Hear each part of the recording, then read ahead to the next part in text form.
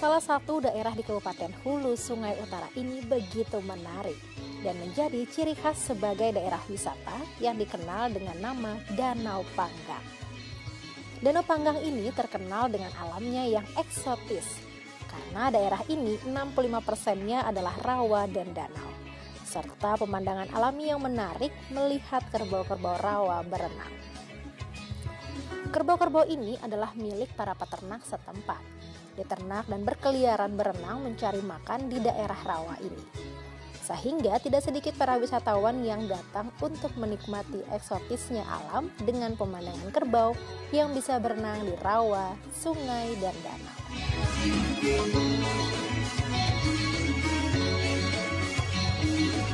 Begitu juga pemandangan yang sama dapat terlihat di wilayah Kecamatan Paminggir yang berada di sebelah barat Kecamatan Danau Panggang. Secara geografis dari dua kecamatan tersebut menunjukkan kabupaten ini sebagian besar terdiri dari dataran rendah dan banyak digenangi air. Dan transportasi masyarakatnya pun pada umumnya menggunakan transportasi air atau bus air ini. Pemandangan alam di wilayah tersebut menjadikan Kabupaten Hulu Sungai Utara terkenal akan eksotisnya alam dan fauna. Selain kerbau rawa, kabupaten ini juga terkenal dengan itik khasnya, yaitu itik mamar atau itik alabio. Itik-itik ini dikenal sejak lama dengan nama itik alabio dari Almuntai.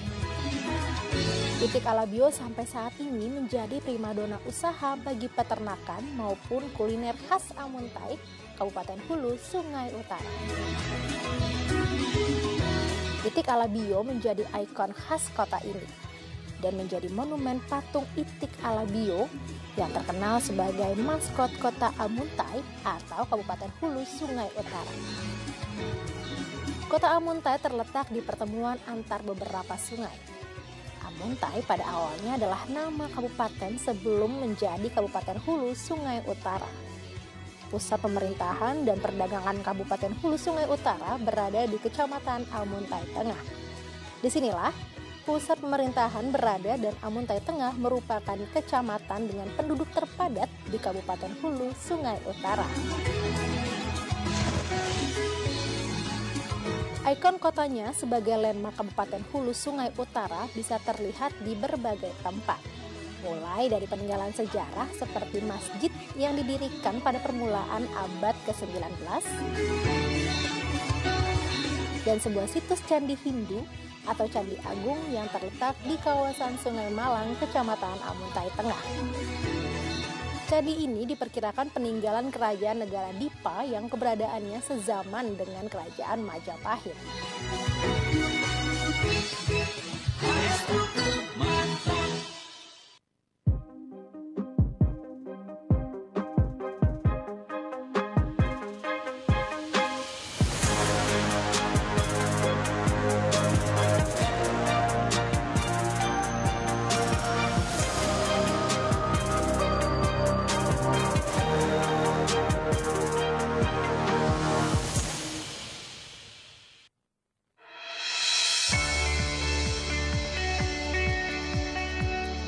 The fast-growing demands of digital era motivates us to continue improving the potential of integrated human resources that are capable to support productivity. This vast and rapid development needs an effective and modern learning solution that can keep up with the routines of today's society. A facility that can cope with the limitations of space and time. For many people, both limitations pose as major problems in developing themselves and enhancing their career in digital era. In the end, those problems will impact their lifestyle. Universitas Terbuka is here to answer those problems by applying an open and distance learning system. A system that has proven effective in increasing the coverage and equal distribution of excellent higher education for all elements of society. Our system allows students to have a flexible and open learning method, and it offers many advantages. First one is the registration period, which is open throughout the year, so no more worry about late registration. Flexible space, time, and place.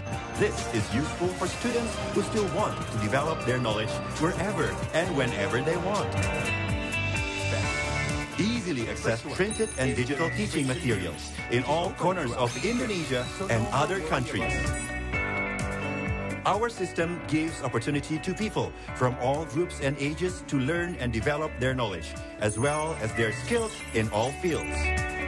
With 39 regional offices all across Indonesia and overseas service centers, we are always ready to support operational activities and cooperations with various national and international institutions. We have numerous facilities to support student activities and learning process, from UT Radio, UT TV, learning assistance to Radio Open Education Station for All. Ya, sesuai yang saya janjikan tadi ya. Tepat jam 10 kita akan mengadakan tutorial radio tentunya ya. Dan kali ini dengan mata kuliah Teknologi Pengolahan Pangan dengan kode PANG 4312 dengan topik pengolahan dengan suhu rendah. Fakultas Sains dan Teknologi. Ini jurusan Teknologi Pangan, yaitu dengan narasumber kita kali ini Bapak Muhammad Raji Radiansah ya. Dan buat rekan-rekan mahasiswa dan mahasiswi, silakan nanti setelah pembahasan di sesi terakhir ya, kalau mau mengajukan pertanyaan dari sekarang boleh, tapi nanti pertanyaan saya akan bacakan di sesi terakhir ya. Silakan melalui nomor WA di 0812 1039 2726 atau DM di Instagram ya @radio.ut, dan juga live chat langsung di YouTube channel kami yaitu di Universitas Terbuka. Silakan yang mau menanyakan nanti di pembahasan ini dan akan dijawab langsung oleh narasumber kita yaitu Bapak Muhammad Raji Radiansah di sesi terakhir ya. Dan rekan-rekan mahasiswa dan mahasiswi, program tutorial udara ini merupakan program yang membahas materi perkuliahan melalui media radio. Tutorial radio ini kali ini membahas materi mata kuliah Teknologi Pengolahan Pangan dengan topik pengolahan dengan suhu rendah. Untuk itu di studio telah hadir tutor mata kuliah tersebut yaitu Bapak Muhammad Raji Radiansah, dosen TPUT yang biasanya akrab dipanggil dengan Raji, Pak Raji ya. Selamat datang di studio Pak, selamat berjumpa kembali tentunya di tutorial radio untuk hari ini ya Pak ya. Terima kasih, senang sekali bisa kembali lagi kemari dan selamat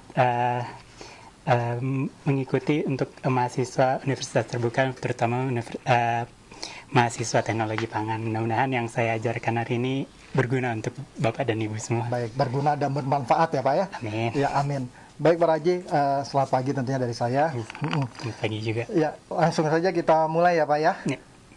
Karena sudah banyak yang menunggu nih, para mahasiswa dan mahasiswi, materi yang diberikan oleh Bapak nih. Pak Raji, kali ini kita akan membahas tentang pengolahan dengan suhu rendah. Betul. Nah, mengapa nih Pak, makanan perlu diolah dengan suhu rendah sih Pak? Ya, jadi makanan itu kan ada banyak, ada yang berasal dari tanaman dan tumbuhan, dan juga berasal dari hewan nabati dan hewani. Contohnya itu seperti kalau nabati itu kacang, sayur-sayuran, buah-buahan, sedangkan kalau hewan itu dari daging, telur, dan ya bagian-bagian dari tubuh hewan itu tersebut, dan juga susu, gitu-gitu.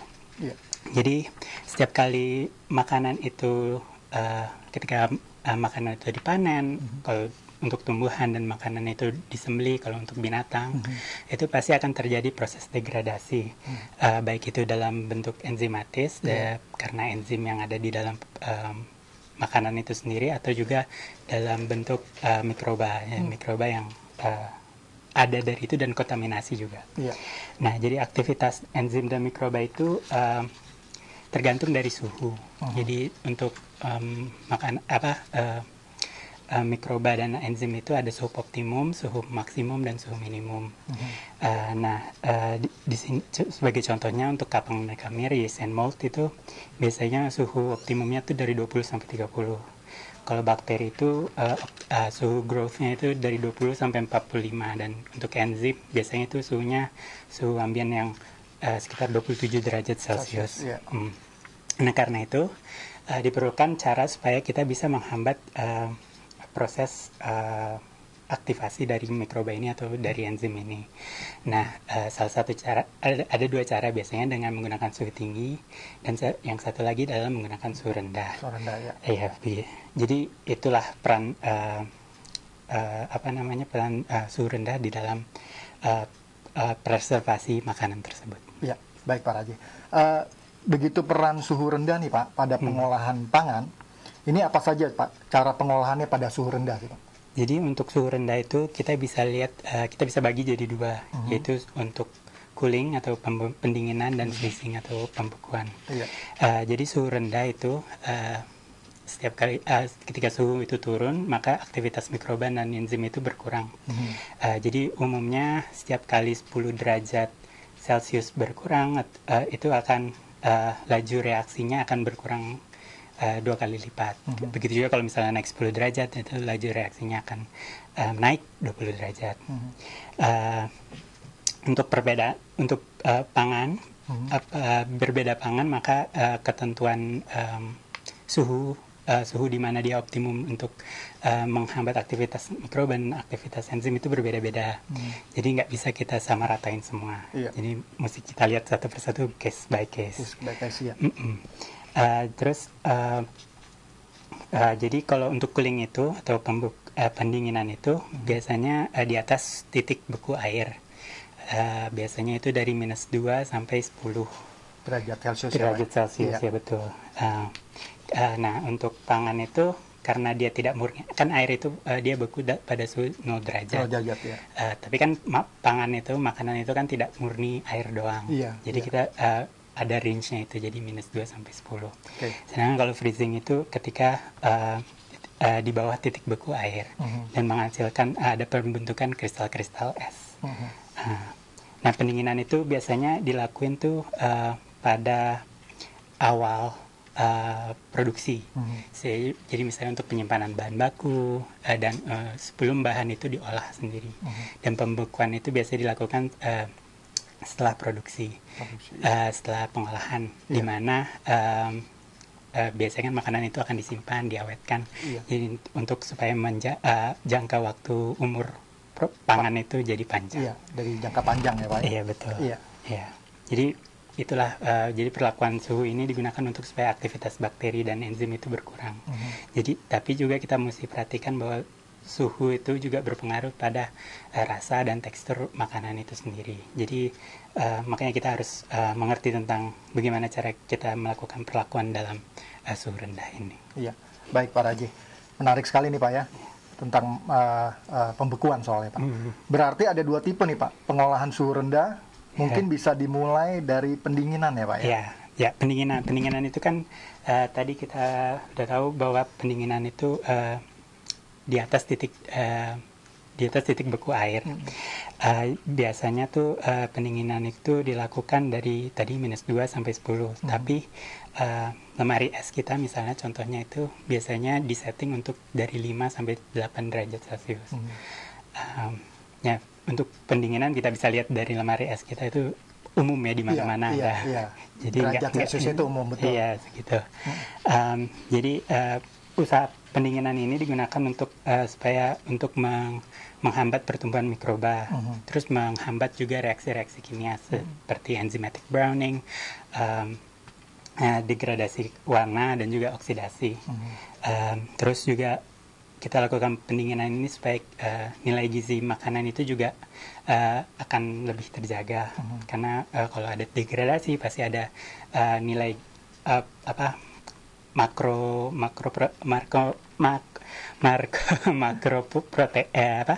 nutrien yang terbuang lah.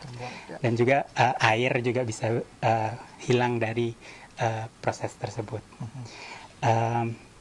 Jadi untuk pendinginan itu yang dihambat untuk mikroba itu adalah mikroba yang mesofil, yaitu yang tengah-tengah, jadi sekitar 20 sampai berapa gitu, 40, dan juga yang termofil yang biasanya pada suhu tinggi. Tapi dalam proses pendinginan itu kita mesti lihat mainly itu bakteri yang atau mikroba yang sikrofil. Ya agak susah.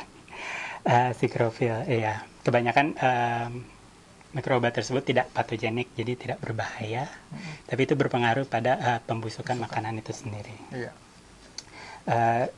Jadi penyimpanan dengan pendinginan itu harus dilakukan dari mulai begitu makanan itu dipanen atau diambil dari sumbernya, itu disembelih dari gudang ke gudang, dan sampai konsumsi, itu untuk menjaga kualitas atau mutu makanan itu tetap terjaga. Steril ya Pak ya? Ya semacam bukan steril sih, cuman kayak nggak melebihi apa yang bisa ditoleransi oleh tubuh manusia. Oke, baik Pak. Terus yang faktor-faktor yang kita mesti perhatikan kalau melakukan pendinginan itu adalah kecepatan dan suhu dan lama pendinginan.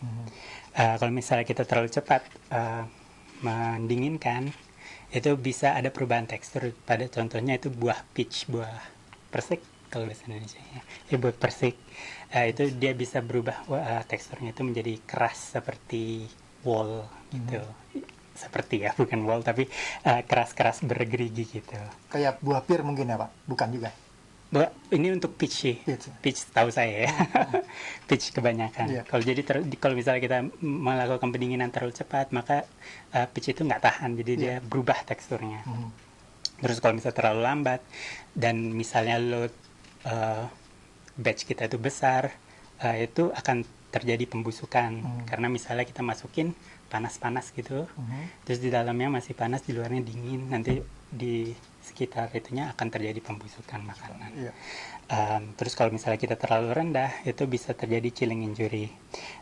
Chilling injury itu kayak apa ya namanya, perubahan warna pada buah-buahan.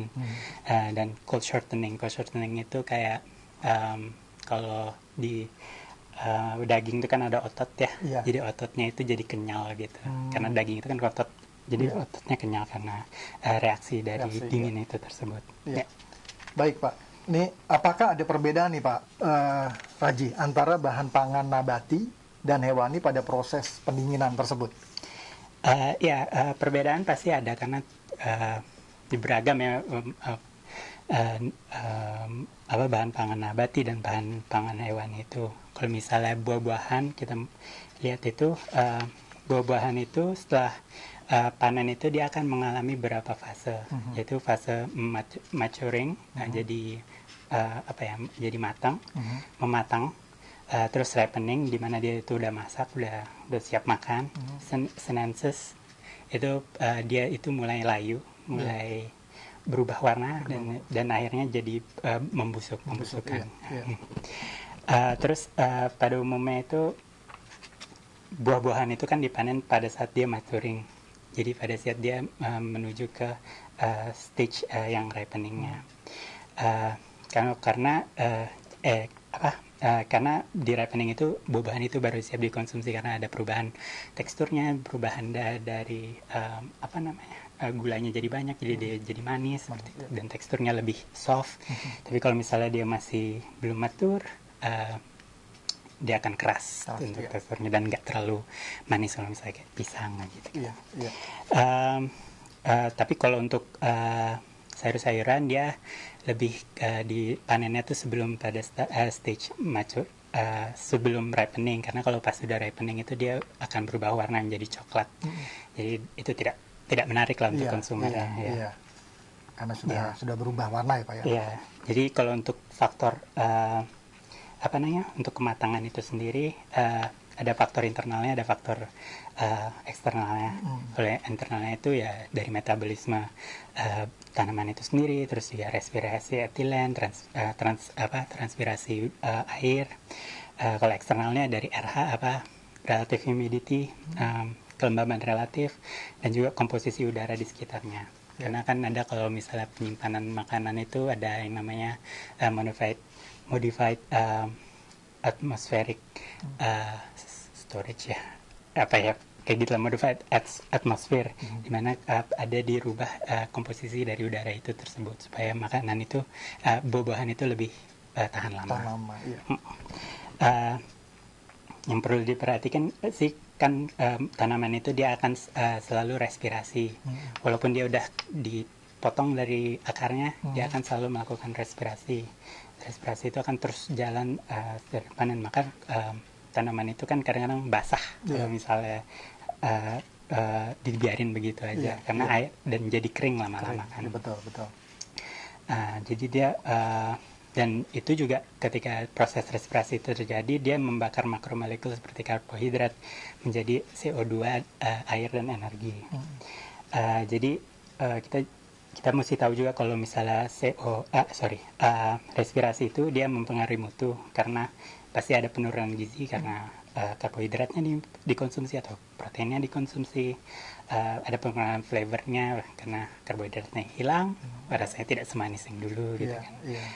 Terus ada penurunan berat karena airnya menguap, dan nantinya akan rugi di produsennya, karena secara bulknya kan dia berarti banyak kilogramnya berkurang. Terus ada pelepasan energi, nanti itu dia lama-kelamaan dia bakal layu sendiri. Yaitu jadi makanya respirasi itu kan dipengaruhi dari suhu dan komposisi udara. Makanya itu pendinginan itu penting untuk kalau dari tanaman, untuk menjaga supaya tanaman itu tidak layu secepat mungkin gitu. Jadi memperpanjang umurnya. Jadi saya udah bilang tadi yang kalau ada kenaikan 10 derajat maka akan ada kecepatan reaksinya itu akan naik 2 kali lipat. Nah, itu berlaku juga untuk respirasi. Jadi itu semua tergantung ininya sih, tergantung dengan varietasnya, tergantung kondisi tanamannya, tergantung musim tanaman itu itu semua ada di buku modulnya. Jadi kalau mahasiswa pengen tahu lebih lanjut bisa baca sendiri. Soalnya banyak gitu. Bisa dibaca gitu lebih jelasnya Pak. Iya, betul.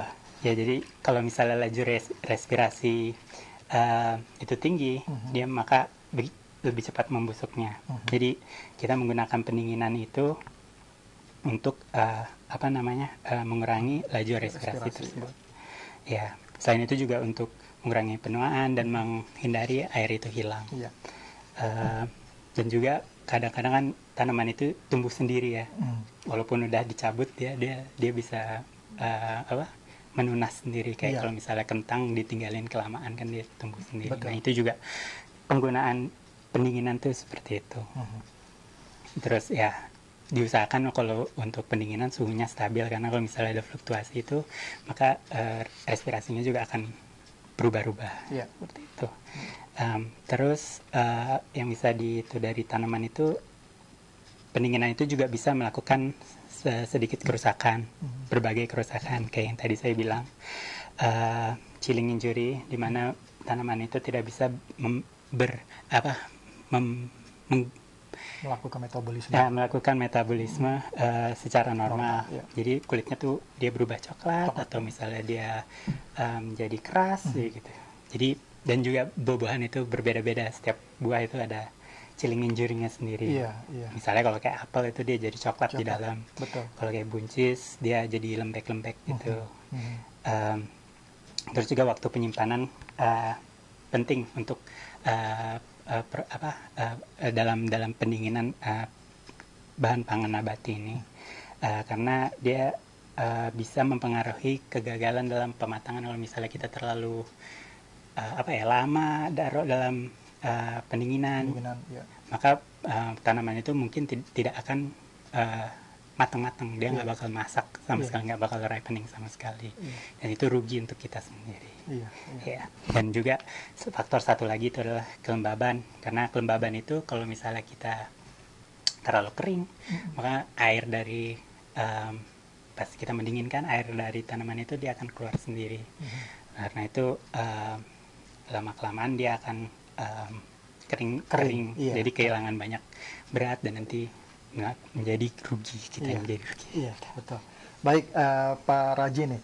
Lalu bagaimana nih Pak ya dengan pendinginan untuk bahan hewani sendiri Pak? Ya, untuk bahan pangan hewani itu sebenarnya teorinya sama, cuman kalau karena kalau bahan hewan itu kan makhluk hidup ya, tanaman juga makhluk hidup sih, cuman itu ada perbedaannya sedikit karena hewan itu kan lebih banyak protein. Jadi kalau hewan itu ketika dia disembelih, dia akan kehilangan sumber oksigennya karena peredaran darahnya berhenti, pernafasannya berhenti, kan, dan oksigen itu yang diperlukan untuk intinya untuk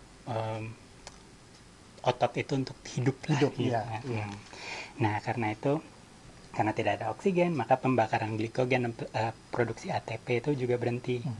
Nah, ATP itu berguna untuk menjaga otot itu tetap lunak dan halus. Itu di sini dimana ini mulai rigor mortis atau pre-rigor mortis. Jadi fase rigor mortis ini, pre-rigor mortis ini berlanjut selama 1-7 jam. Jadi semakin lama hewan itu sudah meninggal atau mati, maka semakin banyak pemecahan ATP. Nah, sehingga ATP itu semakin lama makin berkurang, dan ini menyebabkan rigor mortis, di mana otot dari hewan tersebut itu menjadi kaku dan keras. Dan juga kalau tadi ada glikogen juga. Glikogen itu akan termetabolisme menjadi asam laktat, dan di mana karena dia asam, dia akan menurunkan pH. Ya. Nah, terus ada pendinginan itu juga bisa berefek yang namanya cold shortening. Jadi cold shortening itu dagingnya tuh menjadi kenyal karena suhunya terlalu rendah pada saat fase rigor mortis, sehingga muscle-nya ototnya itu menciut ya. Tapi karena ATP-nya masih banyak, dia menjadi kontraksinya menjadi intensif, jadi makanya dia kenyal gitu. Nah, sama dengan tanaman atau nabati, sumber nabati, tanaman itu suhu dingin itu juga untuk menjaga kontaminasi mikroba berlebih. Jadi gunanya pendinginan dalam hewani dan nabati itu sama, supaya mikrobanya dan aktivasi enzimnya itu rendah. Ya. Terus untuk laju pendinginan, jadi supaya kita bisa tahu hewan itu atau sumber pangan hewani itu dapat terrefrigerasi dengan baik. Itu ada faktor-faktornya, yaitu jenis dagingnya itu, terus berat dan ukurannya, karena ukurannya pasti penting, dan lemaknya, karena lemak itu berpengaruh pada laju, karena dia berbeda dengan daging itu sendiri, rate-nya. Karena dia efisiensi pengeluaran panas dari lemak itu lebih rendah daripada daging itu sendiri. Jadi dia bisa menahan panas itu keluar, atau melindungi panas itu, dingin itu masuk gitu. Jadi tidak terjadi injury itu. Terus juga suhu lingkungannya itu berpengaruh. Jumlah daging yang ada di dalam ruangan itu sendiri, itu perlu diperhatikan. Kalau kita misalnya bikin pabrik sapi gitu, pabrik daging sapi, itu mesti perhatikan berapa daging yang ditaruh di hooknya itu. RH-nya berarti Pak ya? Bukan, ini kayak, karena kan pasti daging itu kan mengeksud panas, mengeluarkan panas gitu. Jadi kita juga mesti perhatikan apakah fasilitas kita tuh memadai untuk sejumlah daging segini gitu.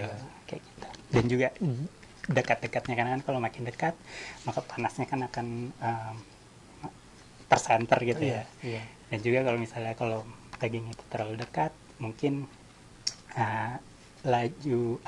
aliran angin yang untuk mendinginkan itu dia tidak akan meliputi daging itu sendiri. Jadi kemungkinan ada spot-spot di mana dia tidak tidak terrefrigerasi dengan baik. Gitu. Tapi juga RH tadi emang berpengaruh juga. Dan juga tadi sirkulasi udara. Jadi untuk penyimpanan makanan bahan pangan hewani itu lebih baik RH-nya tuh tinggi. Dan penyimpanan biasanya dibatasi dengan waktu yang singkat, karena kita nggak mungkin selamanya nyimpen daging mentah itu. Nggak mungkin. Iya, nggak mungkin, betul. Pasti kan dimasak ya Pak ya? Iya. Rugi juga.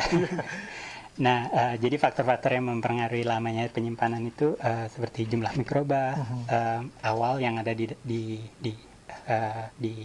produk makanan itu, terus suhunya, kelembaban, terusnya ada pelindung tadi seperti lemak, karena lemak itu melindungi juga dari pendinginan, dan juga spesies dan tipe produk yang akan disimpan. Iya. Baik Pak Raji, nanti kita lanjut kembali pembahasannya ya Pak ya. Semakin menarik, dan juga buat rekan-rekan mahasiswa dan mahasiswi, silakan ya buat bertanya melalui tadi YouTube channel kami, yaitu di Universitas Terbuka. Jangan kemana-mana, nanti kita lanjut kembali setelah lagu berikut ini.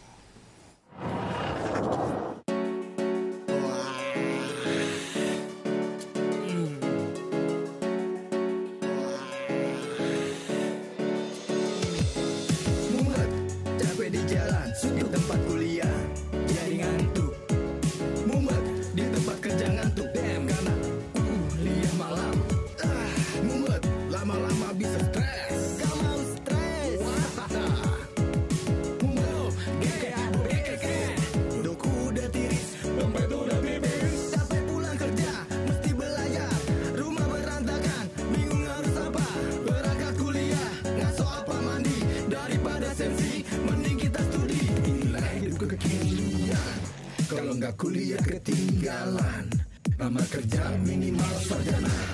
Universitas Terbuka solusinya.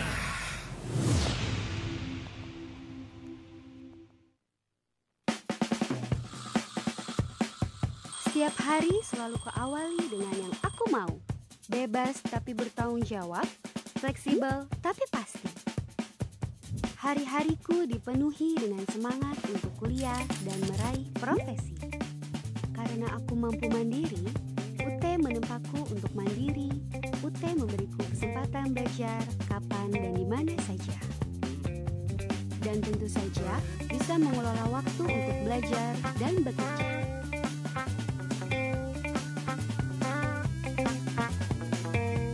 Hingga kini, aku mampu meraih profesiku. Menyenangkan, dan aku siap meraih prestasi yang terbaik. Gimana dengan kamu? Kemandirian ciri khas utama kami. Ya cuma UT yang bisa begini.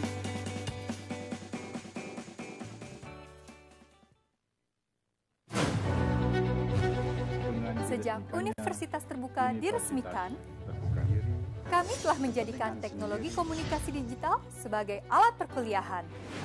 Dengan peralatan yang canggih dan tentunya dukungan tenaga profesional, serta sarana-prasarana yang sangat memadai untuk mendukung terselenggaranya pendidikan dan pembelajaran mahasiswa UT melalui berbagai modus pembelajaran berbasis teknologi dan diseminasi inovasi. Inovasi tiada henti terus kami lakukan untuk menjadi universitas yang network, digital, dan virtual. Telah menjadi pegangan bagi mahasiswa bahwa UT sangat mengikuti perkembangan zaman, bahkan menjadi pelopor kampus digital di Indonesia. Jangan ragu untuk bergabung bersama kami dalam menggapai cita-cita. UT menjangkau yang tidak terjangkau. Hanya UT yang bisa begini.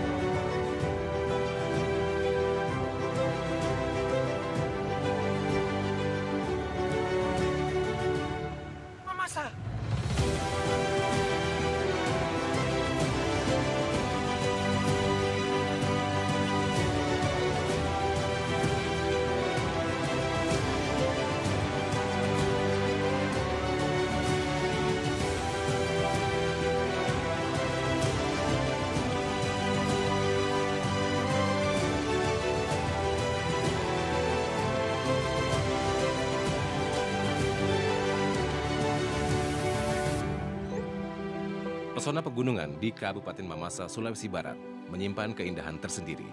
Salah satunya kawasan Puncak Buntuliara atau Gunung Liara di Desa Talimbung, Kecamatan Tandukalua, yang dikenal sebagai negeri di atas awan Mamasa.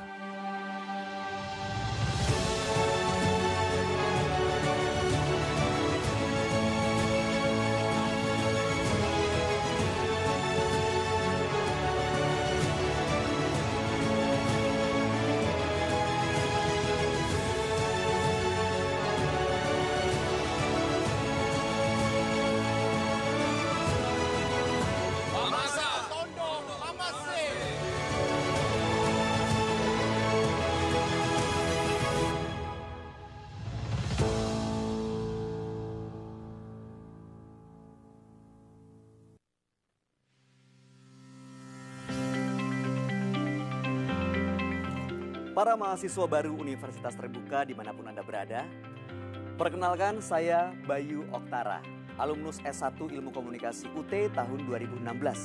Saya dan seluruh sivitas akademika Universitas Terbuka mengucapkan selamat bergabung di Universitas Terbuka. UT adalah perguruan tinggi negeri ke-45 di Indonesia yang selalu mengedepankan inovasi di bidang pendidikan jarak jauh agar selalu sesuai dengan perkembangan teknologi informasi saat ini, sehingga UT sering disebut juga sebagai Cyber University of Indonesia. Sejak tahun 1984, UT telah hadir memberikan layanan pendidikan tinggi dengan sistem terbuka dan jarak jauh. Nah, agar studi Anda di UT dapat berjalan lancar dan bisa lulus tepat waktu, saya akan berbagi pengalaman bagaimana lulus tepat waktu dengan nilai memuaskan. Ayo kita simak bersama-sama. Mahasiswa baru UT peserta OSMB, sebagian dari Anda mungkin sudah bekerja, sebagian lagi mungkin juga belum bekerja dan hanya fokus kuliah. Kata kunci awal untuk sukses menembus studi di UT adalah mandiri dan disiplin dalam mengelola waktu. Teman-teman mahasiswa, bagi Anda yang padat aktivitasnya, UT sudah memberikan kemudahan sejak awal registrasi, yakni dengan melakukan registrasi secara online melalui sia.ut.ac.id. Setelah melakukan registrasi dan resmi menjadi mahasiswa UT, Anda perlu mempersiapkan diri untuk mengikuti perkuliahan di UT. Saya akan contohkan beberapa hal yang saya lakukan ketika saya kuliah di UT. Awalnya saya ragu bisa mengatur waktu antara kuliah dan bekerja karena aktivitas saya di dunia entertainment. Hal pertama yang saya lakukan setelah registrasi adalah membaca dan mempelajari. Radio Open Education Station for All ya. Sebelumnya saya mau menyalami dulu nih yang sudah menyimak ya. Ada Didi Indrawan dari Teknik Perencanaan Wilayah dan Kota UT Jakarta. Menyimak katanya Pak. Terima kasih ya buat Mas Didi Indrawan. Lalu juga ada Seli Tilami nih, juga menyimak Pak katanya. Ayu Seli dari UPBJJ UT Denpasar ya. Tentunya sehat-sehat selalu semuanya ada di sana ya. Amin. Amin. Baik Pak Raji, kita lanjut kembali tutorial kita hari ini. Ya. Kemudian nih Pak, kita lanjut ya Pak. Selain pendinginan, ada juga pembekuan ya tadi ya Pak ya. Betul. Ini apa perbedaannya sih Pak Raji? Ya, jadi kalau tadi di awal kita sudah agak bahas sedikit ya, pembekuan itu, pendinginan itu di atas titik beku air. Beku air, betul. Dan untuk sekarang pembekuan itu di bawah titik beku air. Jadi ya, pembekuan itu perbedaannya adalah ada pembentukan kristal es di makanan itu sendiri. Nah, dengan pembentukan kristal es ini juga ada perubahan kimia fisik dan mikrobiologi yang terjadi, seperti adanya degradasi pigmen, jadi perubahan warna, denaturasi protein, jadi perubahan nilai gizi, terus ada reaksi-reaksi yang menyebabkan drip. Drip itu adalah pengeluaran nutrien dari makanan itu sendiri kalau untuk daging ya, untuk dari hewan, dan juga perubahan tekstur atau rusaknya tekstur karena kristal yang terbentuk dari pendinginan pembekuan itu sendiri. Nah, kalau pembekuan ini kelembaban RH itu sangat berpengaruh karena kalau misalnya RH terlalu rendah akan terjadi penguapan air. Iya. Sedangkan kalau pembekuan itu kan perlu banyak air. Betul. ada hubungan dengan air. Iya. Jadi pembekuan itu ada dibagi dua. Jadi pembekuan yang cepat dan pembekuan yang lambat. Jadi air itu kita tahu membeku pada suhu 0 derajat. Tapi kristal itu akan terus berkembang dan terus tumbuh sampai di minus 5 derajat Celcius. Ya. Nah, kecepatan pembesaran kristal itu tidak linear. Itu tergantung dari lamanya waktu untuk menurunkan suhunya. Zona dari 0 sampai minus 5 itu disebut zona kritis, di mana pembentukan kristal itu sendiri. Iya. Jadi kalau misalnya kristal itu terlalu besar, nanti ada efek dengan tekstur dari makanan itu sendiri. Iya. Misalnya kalau kristal itu kecil-kecil, maka ketika kita mencairkannya, itu tidak akan terlalu berefek pada sifat organoleptik dari makanan itu sendiri. Terus dari metodenya kita juga bisa lihat ada perbedaan itu. Ada berbagai macam metode yang digunakan untuk pembekuan. Itu ada yang konvensional, yaitu cuma naruh terus ditunggu, kayak lemari es atau freezer lemari es. Terus juga ada blast freezing, itu dimana itu dihembuskan angin, dimasukkan di suatu tempat terus dihembuskan angin sampai angin dingin sampai dia membeku. Ya. Terus ada contact plate freezing, itu dengan menempelkan plate supaya dia jadi ke makanannya itu sendiri, supaya dia jadi dingin dan membeku. Terus ada immersion itu ditaruh di dalam cairan supaya dia cairan yang dingin supaya membeku seperti nitrogen gitu. Terus ada spray freezing, itu seperti dihembus juga, cuman disemprot. Bedanya disemprot. Kayak disemprotkan gitu ya. Disemprotkan kayak sprinkler gitu. Kayak spray gitu, Pak. Iya, spray gitu. Iya. Terus ada blend proses, itu ada gabungan dari immersion sama blast freezing. Maaf. Terus ada cryogenic, itu menggunakan tadi nitrogen itu sendiri. Terus ya itu sih. Baik, Pak. Semakin menarik nih, Pak, pembahasannya. Lalu adakah, Pak, perbedaan pada pembekuan untuk bahan pangan nabati dan hewani seperti pendinginan, Pak? Ya, tentu ada. Jadi kalau pada pendinginan nabati itu karena tanaman itu kan jaringan-jaringan selulus gitu. Itu kalau kita membekukan itu pasti ada efeknya ke jaringan tersebut. Karena ada pembentukan kristal, maka ada kerusakan pada sel-sel jaringan-jaringan tersebut. Jadi ketika kita melakukan thawing atau kita mencairkan, pasti tanaman itu akan lebih mudah rusak karena lebih ke expose dengan elemen di luar. Enzim dalam tanaman itu dia bisa tetap beraktivasi dalam keadaan beku. Karena itu kita harus melakukan blanching dulu. Blanching itu adalah proses pemanasan, jadi kayak direbus sebentar lagi seperti itu. Itu ada di bab modul kedua kalau nggak salah, yang perlakuan dengan suhu panas, suhu tinggi. Terus juga ada pre-treatment lainnya seperti pencucian, dicuci dulu makanannya, tumbuh-tumbuhannya, atau penambahan antioksida, dicelupkan di larutan antioksidan, dan juga menggunakan kemasan untuk memprevent makanan itu lebih banyak respirasinya, karena pembekuan itu pasti ada respirasi yang terjadi. Nah, ini dilakukan semua untuk menjaga supaya tekstur, rasa, dan aroma makanan itu tetap terjaga setelah sampai mau dikonsumsi oleh konsumen.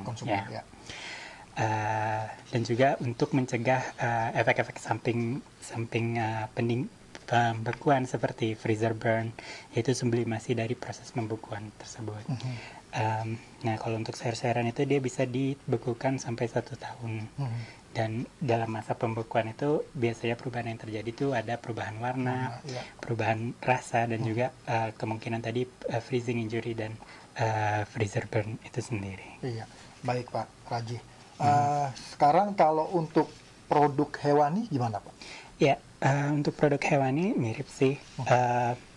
Jadi pembukuan itu bisa dilakukan untuk pembukuan pengawetan daging. Pembukuan bisa berpengaruh dengan sifat organoleptik karena adanya sedikit perubahan dari jaringan-jaringan tersebut, jadi teksturnya mungkin berbeda, dan juga rasa, karena pasti ada komponen-komponen rasa yang terdegradasi karena proses pendinginan ini tersebut. Jadi untuk pendinginan itu untuk mendapatkan hasil yang bagus itu ada beberapa syarat.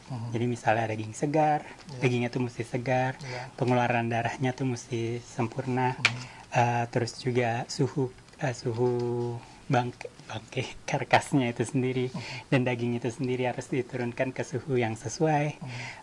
Periodenya mesti dibatasi. Karkas itu dibungkus dengan material yang baik dan suhu pendinginannya minimal minus 18 atau lebih rendah. Dan juga ada faktor-faktor yang mempengaruhi kualitas daging beku itu tersebut, seperti lama waktunya pembekuan, laju pembekuan tersebut, lama penyimpanannya, kondisi penyimpanannya, terus tipe pakannya, pH, umur ternak itu sendiri, kontaminasi logam dan kontaminasi mikroba awal dari makanan itu, daging hewani tersebut. Terus ya, karena itu daging itu biasanya disimpan pada suhu minus 18 derajat Celcius. Karena itu di situ dimana adanya minimal perubahan dari kualitas daging itu tersebut. Terus jadi pembukuan yang terlalu cepat itu akan menyebabkan freezer burn. Jadi freezer burn itu adalah perubahan tekstur yang dimana tekstur daging itu akan seperti dia itu terbakar. Ecek-eceknya terbakar. Jadi ada perubahan warna dari daging itu menjadi putih-putih, gitu. Putih-putih atau kuning-kuning putih-putih. Terus ini dikarenakan oleh terbentuknya lapisan kondensasi di permukaan daging itu dan terjadinya sublimasi. Terus pembekuan itu dapat menurunkan nilai gizi. Karena pembekuan itu akan, tadi sudah saya terangkan, itu ada pembentukan kristal, dan pembentukan kristal itu akan berefek juga pada ketika dia dicairkan atau pada proses thawing. Terus akan terjadi dripping, di mana nutrien dari daging-daging itu akan keluar dan menyebabkan nilai gizi dari daging itu berkurang.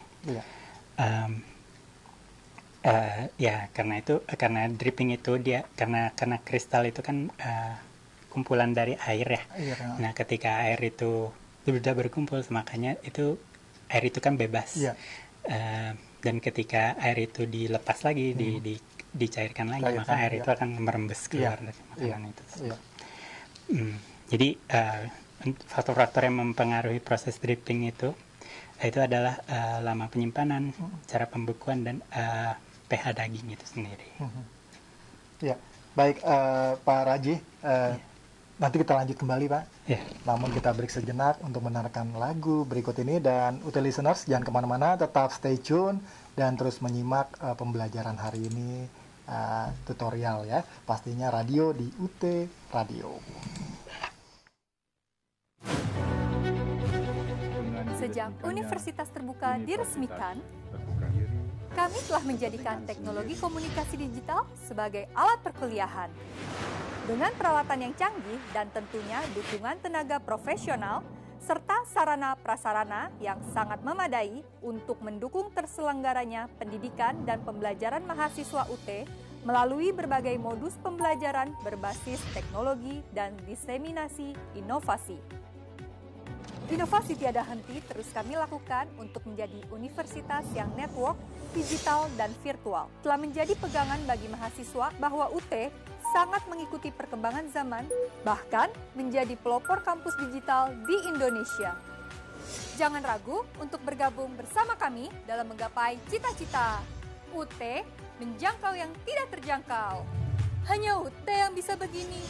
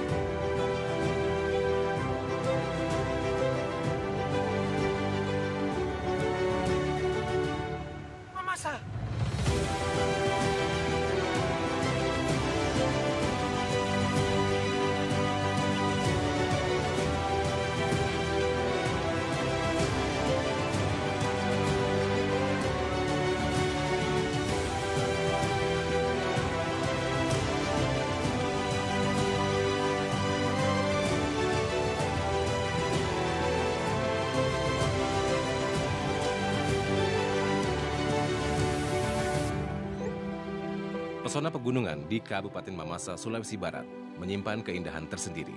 Salah satunya kawasan Puncak Buntuliara atau Gunung Liara di Desa Talimbung, Kecamatan Tandukalua, yang dikenal sebagai negeri di atas awan Mamasa.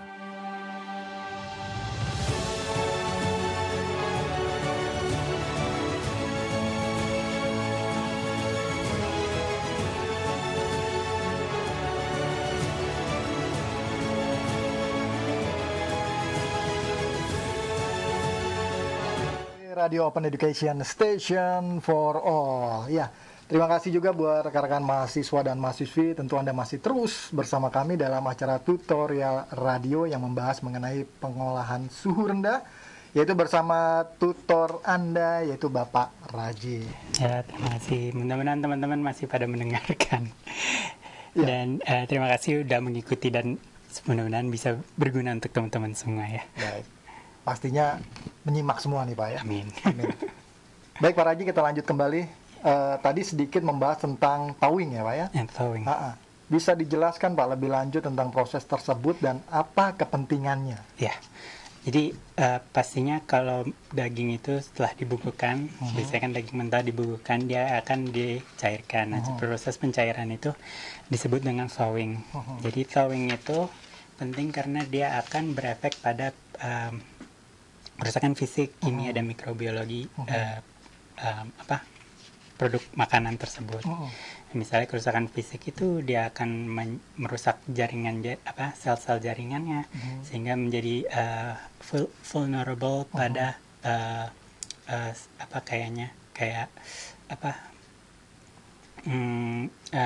aktivitas enzim. Karena terbuka gitu.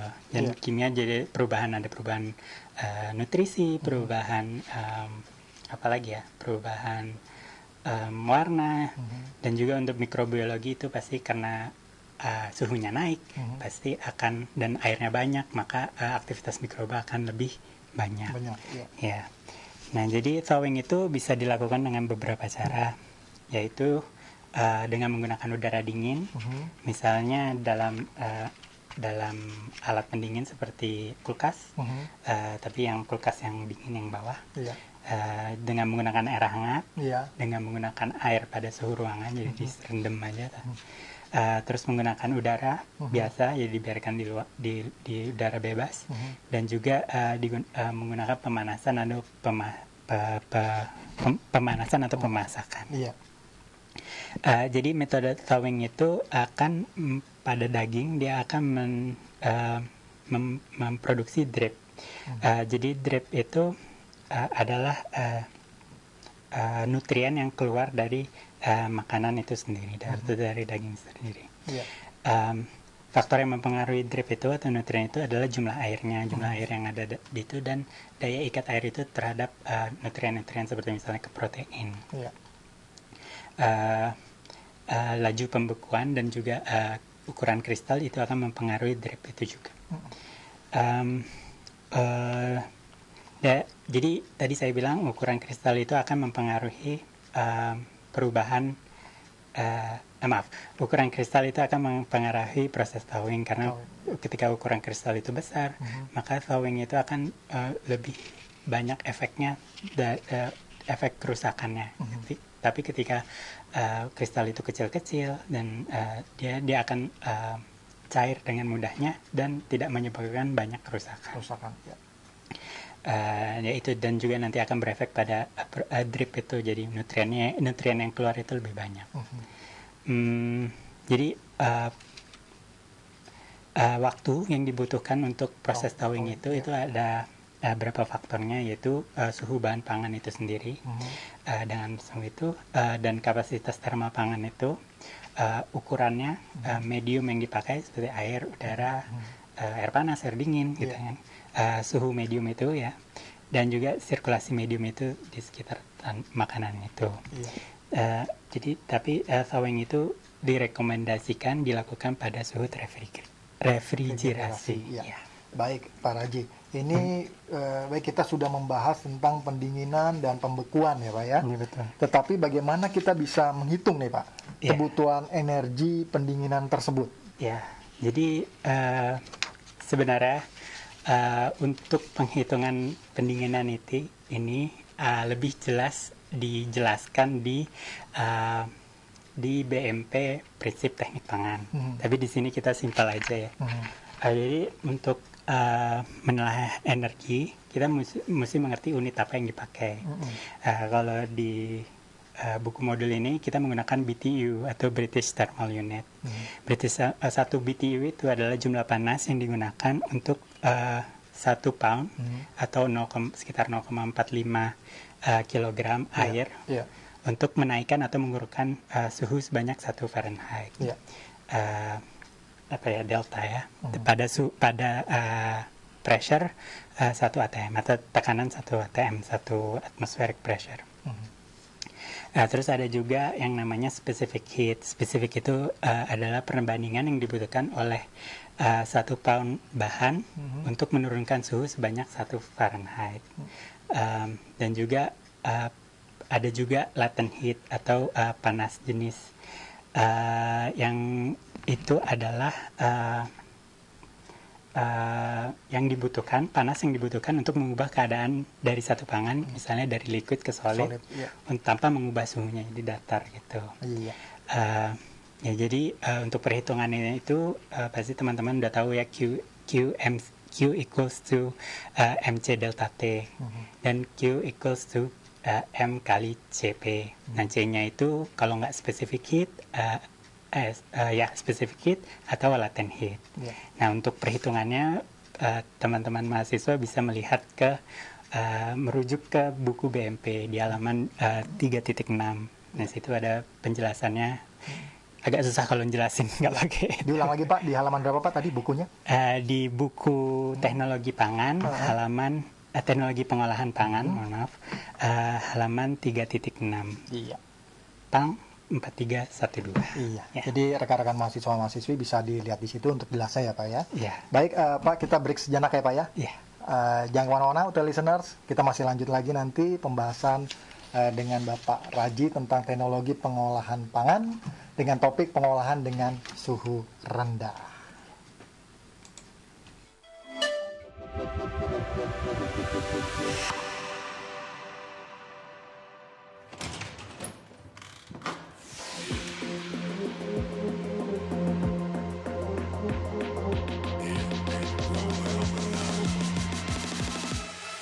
Di era adaptasi kebiasaan baru, pendidikan jarak jauh bukanlah hal yang asing bagi mahasiswa UT.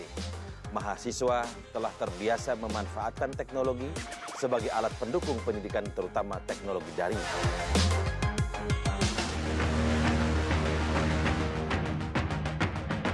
Di usia ke-36 tahun sejak berdiri pada tanggal 4 September 1984, Universitas Terbuka. Universitas Terbuka mampu beradaptasi di era kebiasaan baru. UT sebagai pionir pendidikan tinggi terbuka dan jarak jauh dituntut untuk bergerak lebih cepat dalam menghadapi perubahan yang ada.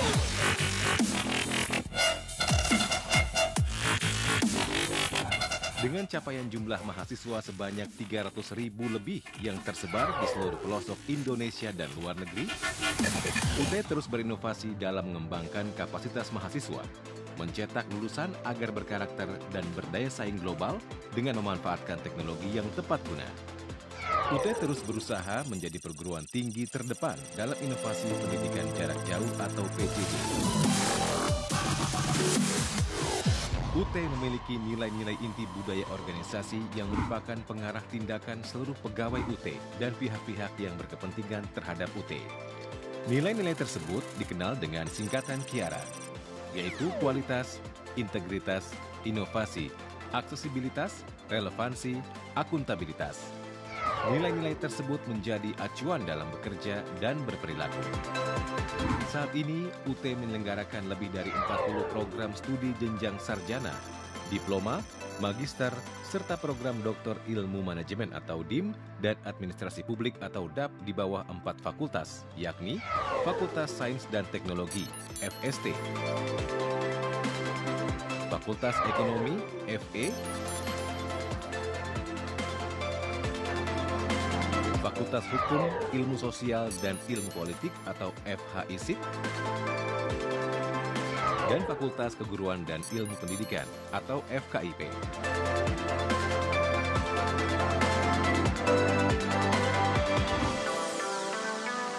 Untuk membekali agar memiliki kesiapan belajar, setiap mahasiswa baru wajib mengikuti edukasi keterampilan belajar mahasiswa atau EKBM yang terdiri dari OSMB, Orientasi Studi Mahasiswa Baru, PKBJJ atau Pelatihan Keterampilan Belajar Jarak Jauh.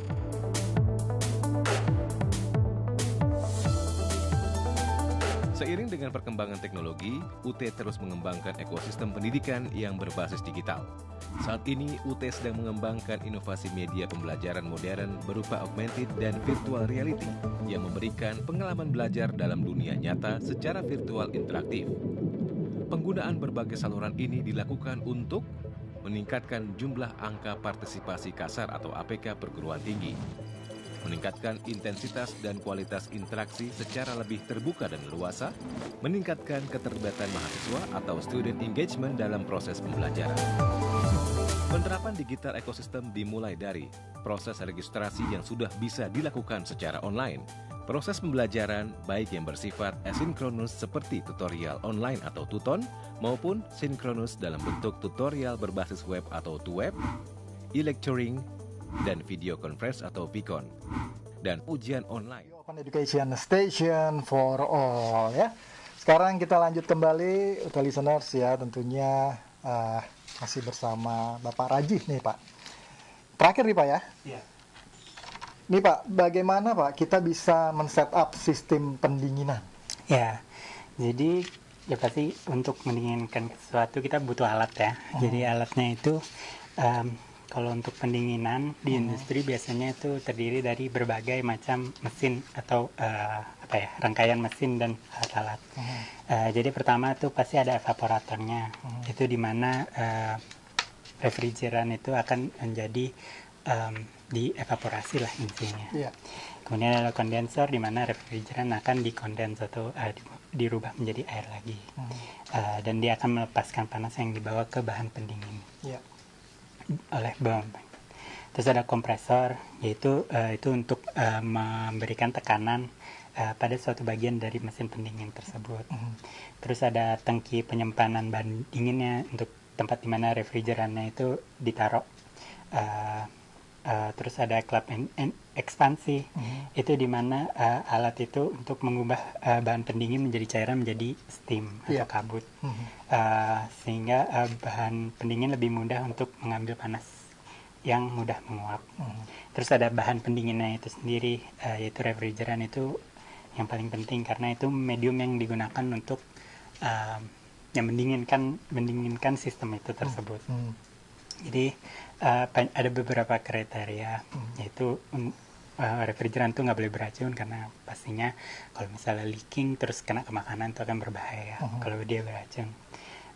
Terus dia tidak jika ada kebocoran dia dapat diidentifikasinya mudah.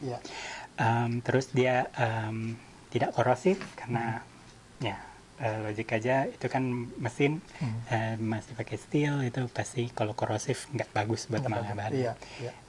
Dan diharapkan dia juga inert, jadi dia tidak ada perubahan dari sifat pendinginannya. Dan yang paling penting adalah dia itu murah. Kalau untuk industri itu yang paling penting, itu murah. Jadi untuk bahan untuk refrigeran itu ada berbagai macam.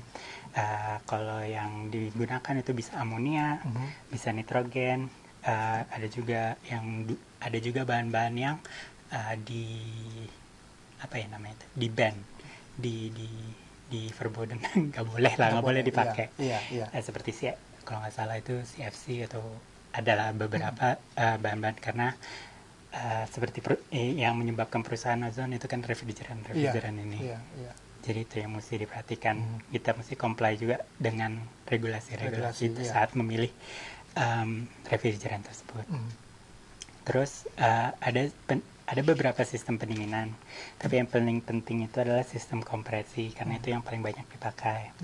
Jadi kalau teman-teman mahasiswa melihat, Bapak dan Ibu mahasiswa melihat ke buku teknologi pengolahan pangan halaman 3.11 itu ada gambar unit sistem kompresi. Itu di mana kita bisa lihat bagaimana setup dari mesin-mesin yang sudah disebutkan tadi, evaporator, kompresor, kondensor. Jadi kita bisa lihat di sini ada di klep ekspansi ini refrigeran akan menuju ke evaporator, di mana dia akan memberikan dingin ke bagian yang akan tempat di mana makanan itu berada, di ruang pembekuannya, freezernya. Terus dia akan berjalan terus dan masuk ke kompresor, di mana dia akan dirubah lagi menjadi diberikan tekanan dan nanti akan dikondens lagi di kondensornya. Seperti itu. Terus ada juga sistem absorpsi. Kalau absorpsi itu perbedaannya adalah dia adalah pengeluaran dan pengisapan bahan yang berganti, yaitu berganti-ganti memanasi dan mendinginkan bahan pendingin. Jadi perbedaan pokoknya itu adalah cara mempertinggi antara evaporator dan kondensor, tapi inti pekerjaannya sih sama. Itu aja sih. Baik, Pak Raji nih, saya mau menyapa dulu nih. Terima kasih buat rekan mahasiswi yang sudah menyimak ya. Ini ada Don Goli. Selamat pagi ya semua. Perkenalan, saya Marianus Donsius Goli dari UT Kupang Pokjar Ende Flores NTT. Ya, selamat pagi juga. Ya, juga ada Didi Indrawan tadi sudah menyimak juga. Terima kasih. Ada Seli Tilami ya di UPBJJ UT Denpasar. Kalau Didi Indrawan ini di kota UT Jakarta, Pak. Ya, baik Pak. Tidak terasa ya Pak. Waktunya sudah hampir habis. Mungkin Bapak bisa menyimpulkan nih Pak Raji dengan singkat pembahasan kita pada sesi kali ini. Ya, jadi mudah-mudahan dari penjelasan saya, Bapak dan Ibu bisa mendapatkan gambaran bagaimana pengolahan pangan itu dilakukan pada suhu rendah dan bagaimana industri itu melakukannya dan apa saja yang penting diperhatikan mulai dari faktor-faktornya dan cara perlakuannya yang perlu diperhatikan dalam melakukan proses pengolahan pangan ini. Mudah-mudahan kita sebagai teknolog pangan kita bisa menggunakan teknik-teknik ini untuk mengimprove industri makanan Indonesia ini tersebut. Baik. Ya. Sebagai penutup nih Pak Raji, ada pesan-pesan nggak buat rekan-rekan mahasiswa dan mahasiswi ini Pak? apa ya? Khususnya Fakultas Sains dan Teknologi.